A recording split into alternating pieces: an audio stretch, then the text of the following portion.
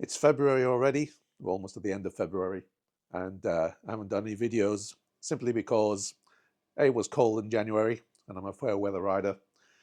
But primarily, the garage door has broken, and both Ambrosia and the GS are trapped. So basically, what I've got is the straps at the top here have gone, and I didn't want to put stress on the other straps, these guys over here, by trying to open it, and I'll bet I'll lose all the other straps too.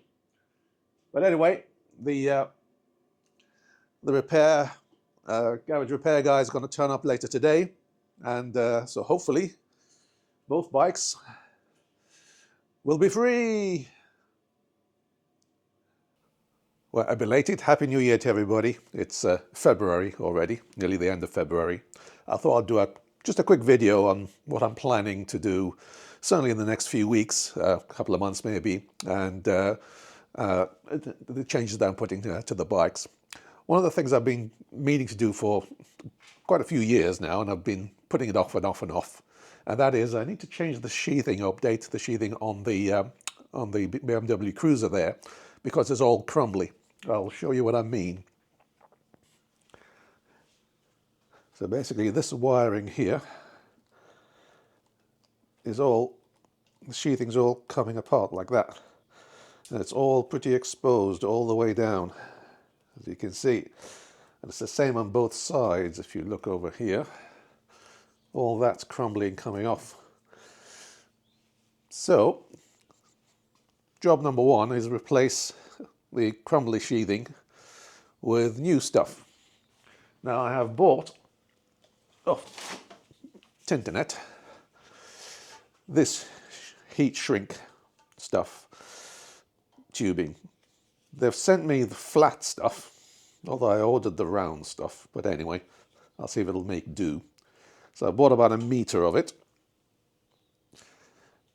Well, the question that's going through my mind is, obviously I need to run this sheathing over the wires,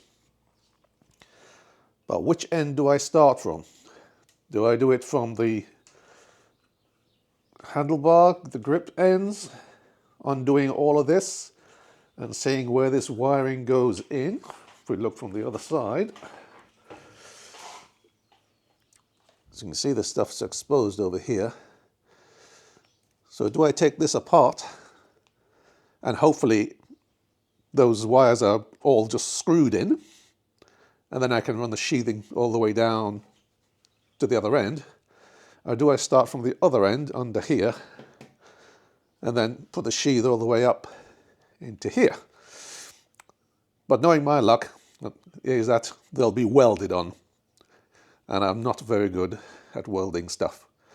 Yes, I've got a welder thing and some solder, but I'm not relishing that if that's what it is. I'm hoping they're all just screwed in here. But anyway, so that's for the other video to do, fixing these, putting all this sheathing on the new wiring. So that is pretty bad.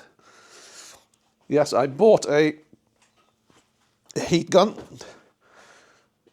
a cheapo little portable handheld thing. And so it'll be interesting how that works. And I don't know whether to shrink the whole sheathing all the way around the wires, or whether just to do it so at the top, just to have a good seal, and at the end.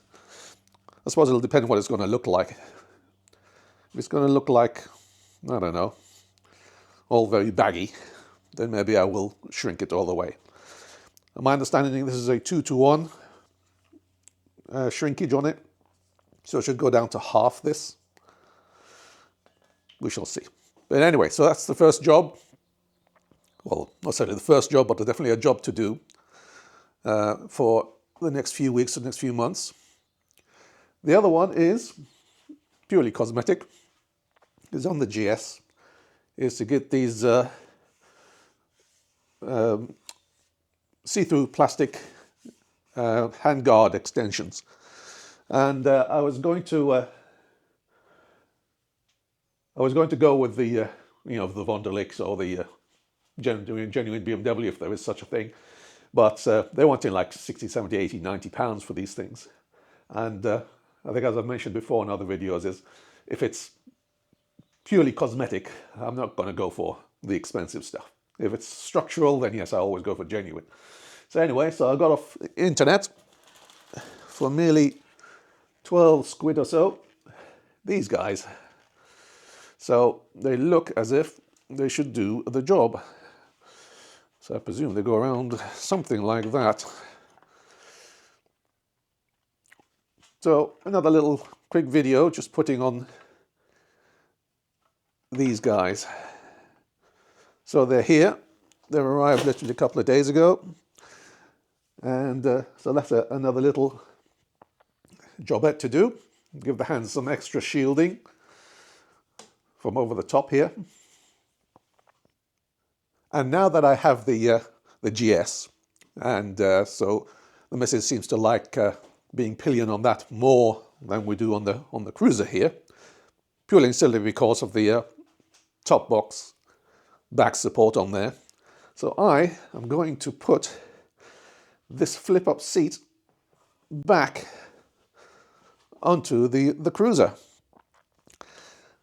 That came off, and that queen seat was put on 25 odd years ago by SPC at the time, but Barnstormer now in Alton. So this has not been on since I bought the bike. So as you can see, it's pretty rough condition. So the aim is to restore this with some nice leather care, and maybe even work on the seat a bit.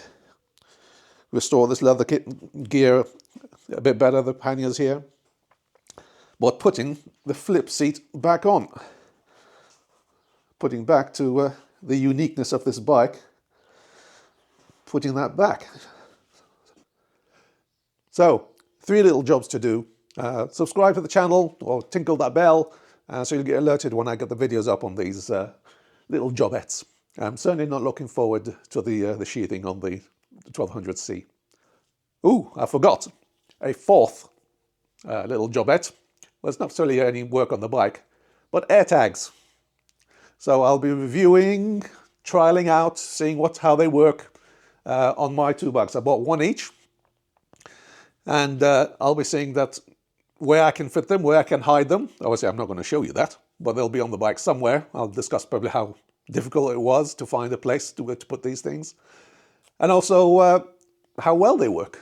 So I'm going to try and do a little test of either leaving the phone at home and going with the bike and then seeing back how it's reported, my movements, yes or no.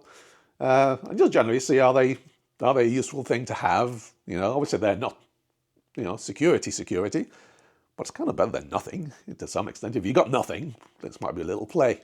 But anyway, 4th little jobette for the next few weeks and months for me to do. So by all means, subscribe, click on that bell, and join me on this little trip of exploration with Airtags.